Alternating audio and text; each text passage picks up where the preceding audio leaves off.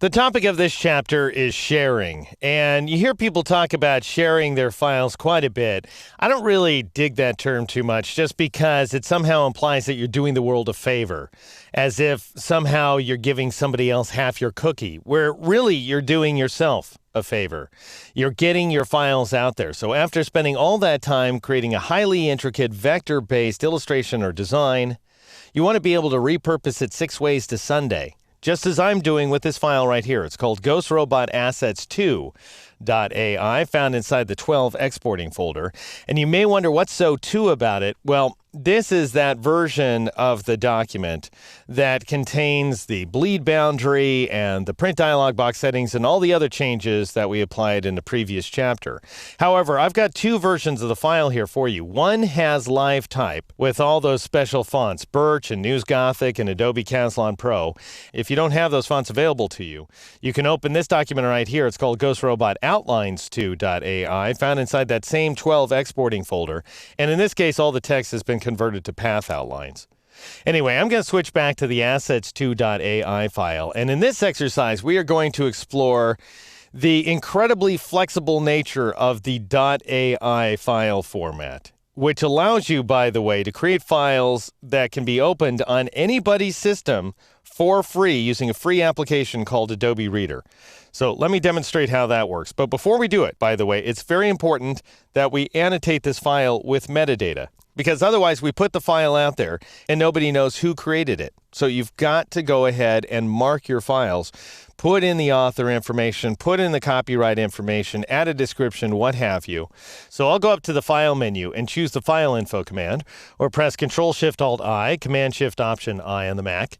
And I'll enter the author info, which is me, of course, and my author title any day of the week is Trainer in a Box. And you know what? I'm the only author. I don't need a semicolon. Thank you very much. And a description of this file is he's a ghost, he's a robot. What is he? Fair enough.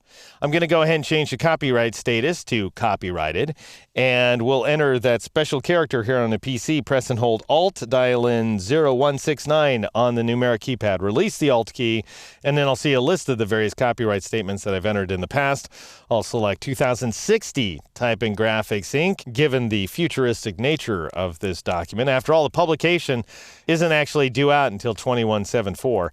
And then my website, of course, is Deke.com. Come visit early and often. All right, I'll go ahead and click OK. Now this file is ready to go. And I'll go to the File menu. In this case, I could just choose the Save command to update this illustration because it already is a .ai file with PDF compatibility. However, I want to demonstrate how that works. So I'll choose Save As. And I'll go ahead and name this file with PDF right there. That is Ghost Robot with PDF.ai.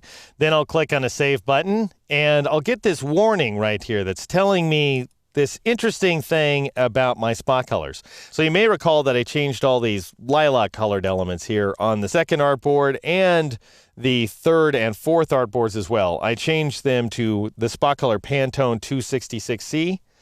And there is some transparency mixed in with that spot color. Mostly what I'm doing is I'm mixing the spot color with black, not so much with the other inks.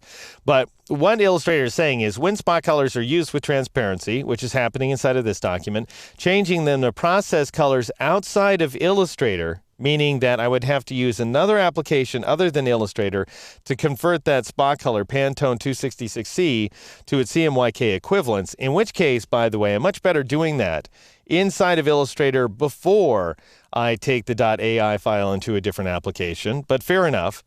If you do that outside of Illustrator, it can generate unexpected results. Well, unexpected results is pretty vague. Makes it sound like, I don't know, maybe the file could blow up or something. Really, the results are pretty darn expected. Worst case scenario, an element could drop out. But that's not very likely. What's more likely is your colors are going to change, which is entirely predictable because you can't represent that spot color with CMYK, not altogether at any rate. And so you're going to see a little bit of shifting where that color is concerned, which is altogether expected. Anyway, what I would recommend you do is turn on the don't show again checkbox and then click continue. But in my case, I'm just going to click the continue button. There's no sense on earth in clicking cancel. Then you just wouldn't save the file, which would be lunacy. I'll go ahead and set the version to Illustrator CS5. After all, I want to make sure to save all of my artboards and everything else that's going on inside the illustration. What's more important for purposes of this exercise is that you turn on Create PDF Compatible File. That will go ahead and embed the portable document format information into the file, which is essential if you're going to take this file into another application such as InDesign. It's also essential if you want to be able to open the file inside of the free Adobe Reader. Now, the Adobe Reader is available for free at adobe.com. Just go there. You'll see it right there on the front page. It takes about 15 minutes to download and install. And that way, your client, your art director, your friends, your family members, doesn't matter. Any of those people can actually open up your .ai files and take a look at them in detail. They can zoom in on them as well, and they don't even need your fonts. This is one of the most amazing things, is that all those special fonts that I'm using, Birch and News Gothic and Adobe Caslon Pro, those aren't going to be on my client's machine, for sure.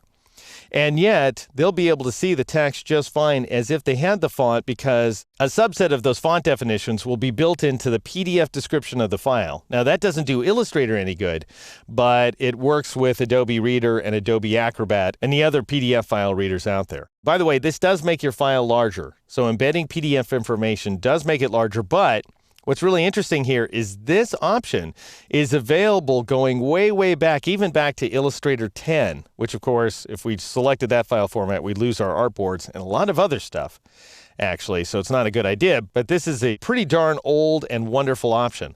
I'll go ahead and click OK in order to save off that file, and I'll wait for my file to update. I just want to make sure that it entirely saves. Now I can see the new title, Ghost Robot with PDF.ai, and it's now ready for me to open inside the Adobe Reader, which I will do in the very next exercise.